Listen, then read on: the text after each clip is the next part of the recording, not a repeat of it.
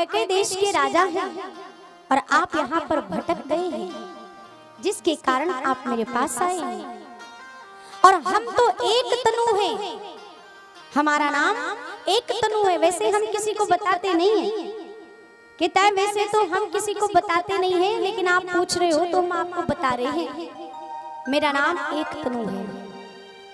एक तनु का मतलब जब से ये सृष्टि उत्पन्न हुई है, जब से सृष्टि चल रही है, तब से मैं पैदा हुआ सृष्टि में, और तब से ना तो मेरा मरण हुआ और ना तो मेरा जन्म हुआ। जब मरा ही नहीं तो जन्म कहां से हुआ? मैं मरा ही नहीं, वही एक तन धारण किए हूं, इसीलिए मेरा नाम एक तनु है।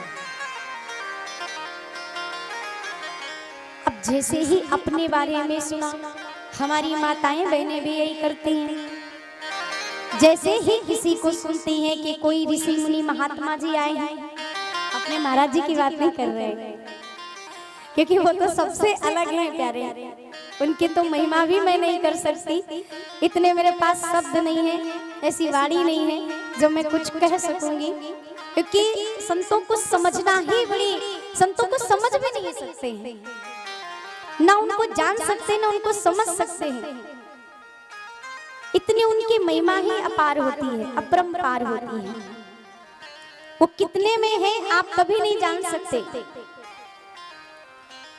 तो इसलिए हम अपने महाराज जी की, अपने गुरुदेव की बात नहीं कर रहे, वो ऐसे बता रही हूँ। आजकल बहुत तरह तरह के बने घूम रही है, तो कहते हैं कि जो आते हैं ना लोग और उनके थोड़े से चमत्कार को देखकर हमारी माताएं बहनें जो उनके पीछे पड़ जाती हैं ना, वो काम मत करना।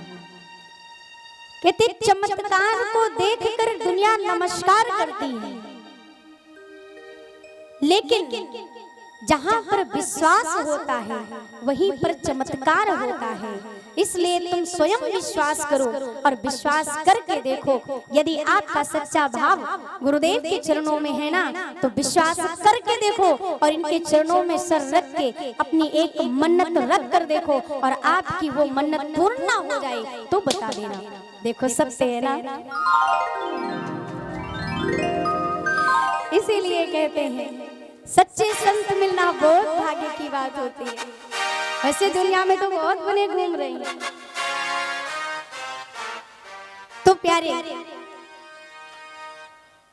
तो कहा कि इसके लिए आगे बढ़ते चलो और भगवान में विश्वास करते चलो। आज वो तो ऐसे कपटी मुनि के पास पहुंच गए कि वो जान नहीं पाए कि ये है कौन। उसने अपना स्वरूप छुपाया था, स्वरूप छुपा के रखा, और ऐसा स्वरूप छुपा लिया कि प्रताप भानु न जान पाए। और कहते हैं कि तुम ऐसे हो तो हमको बताओ, एक अखंड देश के तुम राजा हो, और अखंड देश के राजा होते हुए मैं जानता हूं कि तुम्हें कोई हरा नहीं सकता यदि तुम इन दो चीजों से बच के रहोगे तो। कौन सी चीजें? एक तो ब्राह्मणों का श्राप ना मिले, और दूसरा गुरुदेव का कहना मानो। गुरु तुम्हारा मैं हूं, क्योंकि राजा ने चरण पकड़ लिए। कहते हैं कि गुरुदेव आप तो त्रिकालदर्शी हो, आप तो सब जानते हो, आप बताओ कि मेरा भला किस चीज में है।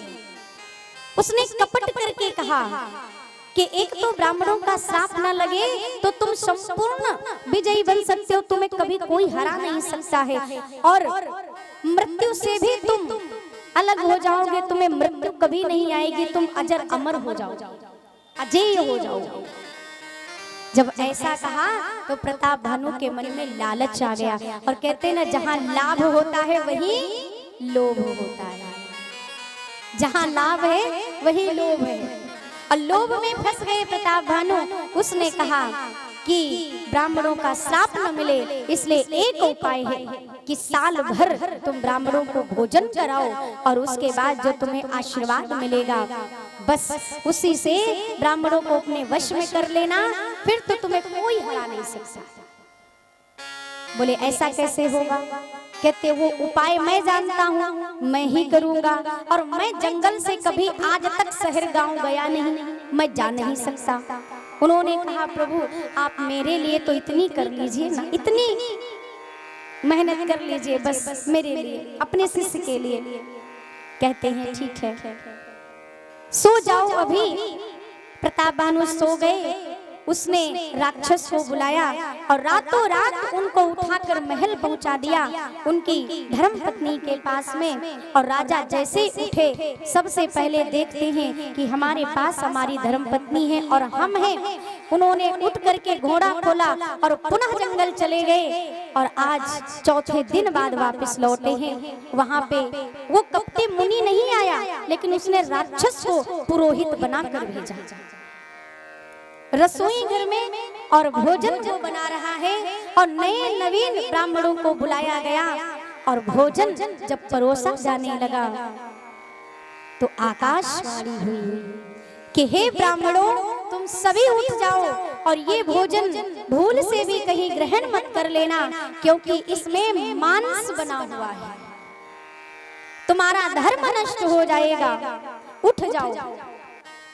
जैसे आकाशवाणी हुई सारे ब्राह्मण उठ पड़े और उठ करके उन्होंने प्रताप भानु जी को श्राप दे दिया कि तुम हमारे ब्राह्मणों का धर्म नष्ट करना चाहते हो, हम तुम्हें श्राप देते हैं कि तुम राक्षस बन जाओ, सब परिवार राक्षस बन जाओ।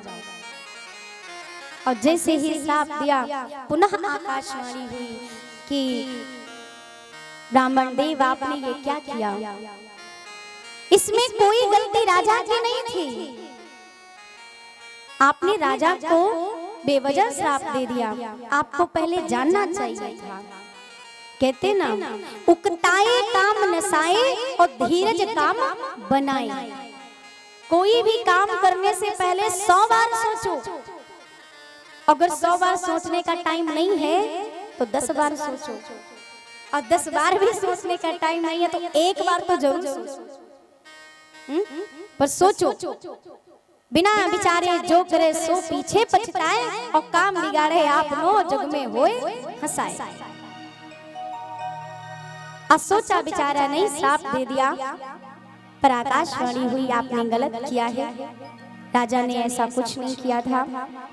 कहते हैं कि ठीक है, पर गलती हो गई है, क्या करें, कोई बात नहीं है, आज आकाशवाणी हुई, हम स्वयं आएंगे और यहाँ पर वही सब परिवार प्रताप भानु जाकर के राक्षस कौन बने, रावण, और जो उनके भाई अरिमर्दन थे वो कुंभकर्ण बने, और जो उनका मंत्री धर्मरुचि था वो सौतेला भाई विभीषण बना। सब परिवार राक्षस बन गए। और जब उनको पुनः जन्म मिला, जब राक्षस बन करके आए सभी,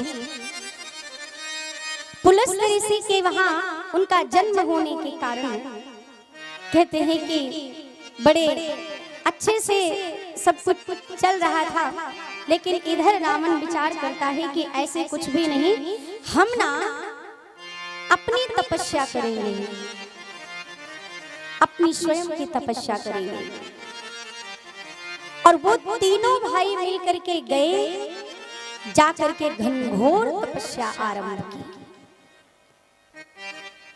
आइए हम सभी उधर चलने के पहले एक भगवान नाम का कीर्तन करें।